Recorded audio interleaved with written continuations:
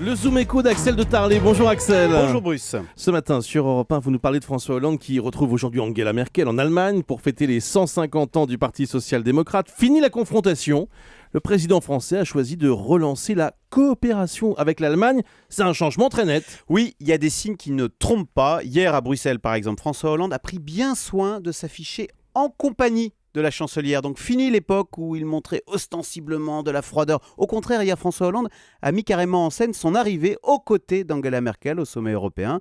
Et puis il y a un changement dans les mots également. Jeudi dernier, lors de la conférence de presse, pas une critique contre l'Allemagne qui imposerait sa rigueur à toute l'Europe. Oui, enfin il n'y a pas si longtemps, François Hollande parlait de tension amicale avec l'Allemagne. Oui, c'était il y a 2 mois, en effet, sur le plateau de France 2. Mais souvenez-vous, ça a très vite dégénéré, puisqu'on a vu des ministres et puis surtout le Parti socialiste dénoncer l'égoïsme intransigeant de la chancelière. Donc stop, comme si François Hollande, au fond, avait eu peur de ne plus pouvoir maîtriser ce mauvais génie anti-allemand qui sommeille chez nos politiques. Mais alors maintenant la question, ce choix de coopération avec l'Allemagne, est-ce que ça va avoir des conséquences sur la politique économique de la France ? Énormément. François Hollande vient en fait de fermer définitivement la porte à tous les tenants de l'autre politique. Vous savez, tous ceux qui réclament une pause dans les réformes, qui réclament une politique de relance par les salaires. D'ailleurs, on ne les entend plus.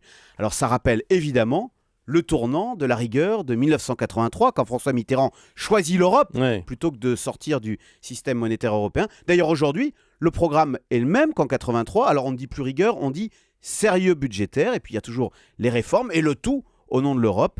C'est évidemment le seul choix possible, car sinon, c'est la France qui décroche et l'Europe qui implose derrière. Et donc, pour sceller ce tournant, eh bien, on va voir aujourd'hui François Hollande aux 150 ans du SPD avec Angela Merkel, un double symbole. Donc 1, la coopération avec l'Allemagne, et puis 2, c'est le choix assumé d'une politique sociale libérale incarnée par le SPD. Merci Axel de Tarlet.